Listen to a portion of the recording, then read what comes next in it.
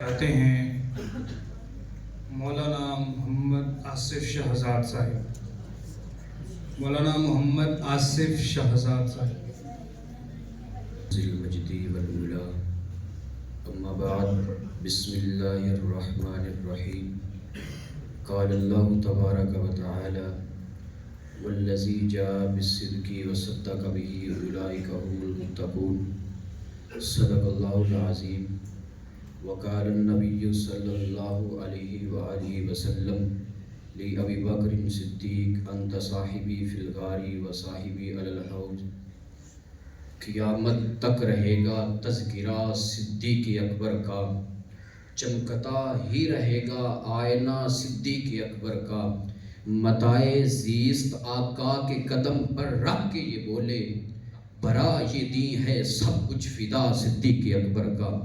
مسند صدارت پر جلوہ فروز میرے شیوخ اور مسند انصاف پر متمکن معزز جج صاحبان، تاریخ کے ابواب چھان کر دیکھیے، یہ بات اظہار من الشمس ہے کہ ثانی یسنین کے مخاطب عتیق اللہ من النار کی مصداق انا اکرمکم عند اللہ یتقاکم کی عملی تفسیر افضل الخلق بعد الانبیاء خلیفہ بالفضل محافظ ختم نبوت سیدنا صدیق اکبر رضی اللہ تعالی عنہ مبارک، جان نشین مصطفیٰ، عکس مصطفیٰ، وزیر مصطفیٰ، مشیر مصطفیٰ، عاشق دیدار مصطفیٰ، زینت دربار مصطفیٰ سیدنا صدیق اکبر رضی اللہ تعالی عنہ مبارک، جس کی صداقت، سیاست، خلافت، امامت، امانت، مہارت، کردار، گفتار سے سنت نبوی کی کشبو آئے، وہ صدیق اکبر۔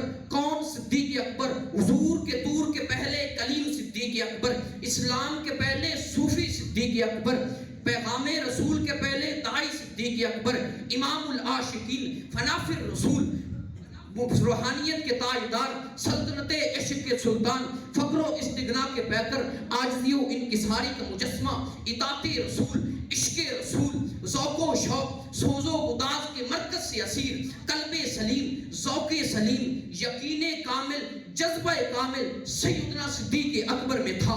گفتار شیری، محسن، متقی، مومن، قانت، حاسد اور ساجد، متمکن اور سخاوت کے بادشاہ تھے میرے صدیق۔ کون صدیق؟ جس کے پرخلوص سجدوں میں قرآن امن ہوا قانتن، آنا اللیل ساجدن کی جھلک دکھائے، وہ صدیق اکبر۔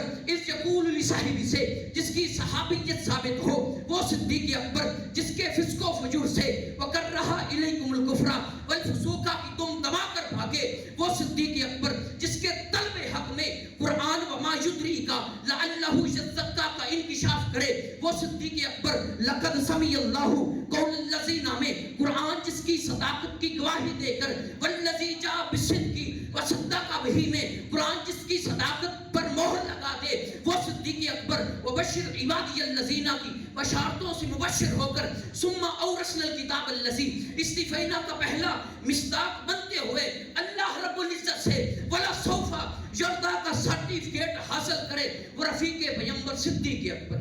کاروان عشق و محبت، اصحاب کالنجوم میں، آسمانی رشد ہدایت کے ان ستاروں میں ایک بارانک ستارہ، اشجع الناس کا پیکر سیدنا صدیق اکبر۔ جناب من امام راضی علیہ الرحمہ ثانی یسنین کی تشریح کرتے ہوئے لکھتے ہیں، کان ثانیہ محمد صلی اللہ علیہ وآلہ وسلم فی اکثر المناسب الدینیتی، آپ لکھتے ہیں کہ سیدنا صدیق اکبر اکثر دینی مراتب میں میرے مصطفیٰ کے ثانی قرار پاتے۔ اس سے معلوم یہ ہوا کہ دعوت اللہ میں جو میرے مصطفیٰ کا ثانی قرار پایا ابو بکر، غزوات میں جو میرے مصطفیٰ کا ثانی قرار پایا ابو بکر، روزہ انور میں دفن ہونے میں جو میرے مصطفیٰ کا ثانی قرار پایا ابو بکر، حتیٰ کہ اگر میرے مصطفیٰ جلوت میں تو ابو بکر جلوت میں، اگر میرے مصطفیٰ سفر میں تو ابو بکر سفر میں، اگر میرے مصطفیٰ مدینے کے بازاروں میں تو ابو بکر مدینے کے بازاروں میں۔ الغرض جہاں جہاں میرے مصطفیٰ کا پسینہ گرتا رہا، وہاں وہاں میرے ابو بکر کا خون گرتا رہا۔ احباب ذی وقار، کون ابو بکر؟ سب سے پہلے جس نے کعبے میں خطبہ دیا ابو بکر، سب سے پہلے جو صحابی کہلایا ابو بکر، سب سے پہلے 40,000 دینار جس نے میرے مصطفیٰ کے قدموں پہ رکھے ابو بکر، آنسوؤں کا بوسہ لیا. ابو بکر جو غار میں سب سے پہلے داخل ہوا. ابو بکر جس نے اپنی چادر کو پھاڑا, سوراخوں کو بند کیا. ابو بکر جس نے میرے مصطفیٰ کو اپنی گود میں سلایا. ابو بکر جس نے سانپ کا ڈسنا برداشت کیا, میرے مصطفیٰ کو نہیں جگایا. ابو بکر میرے مصطفیٰ نے اپنا لعاب جس کی ایڑی پہ لگایا. ابو بکر جو قباء کے مقام میں سب سے پہلے پہنچا. ابو بکر جس نے قباء کے مقام پر پہنچ کر میرے مصطفیٰ پر چادر کو تان لیا. ابو بکر جس نے لوگوں کی غلط فہمی کو دور کیا. خادم کون ہے, مخدوم کون ہے؟ ابو بکر. قرآن نے جسے اولئک هم الصادقون کہا. ابو بکر جس نے بدر کے میدان میں میرے مصطفیٰ کو سجدے کی حالت میں پایا, گلے لگایا. ابو بکر جس نے منکرین زکات کا خاتمہ کیا. ابو بکر میرے مصطفیٰ کی زندگی میں جس نے مصلی پر نمازیں پڑھائی. ابو بکر میرے مصطفیٰ نے فرمایا جنت کے 8 دروازے جسے اپنی طرف بلائیں گے وہ عظیم ہستی ابو بکر ہے. اس لیے کہ شاعر نے کیا خوب کہا, اپنے محبوب کو جھولی میں سلانے والے کیسے سمجھیں گے تیری شان زمانے والے. گھر کی دیوار پہ سوئی بھی نہ چھوڑی تو نے, عشق سرکار میں گھر بار لٹانے والے. اب کوئی لے کر دکھائے مسلح تجھ سے, تیرے پیچھے ہے محمد کے گھرانے والے. والسلام.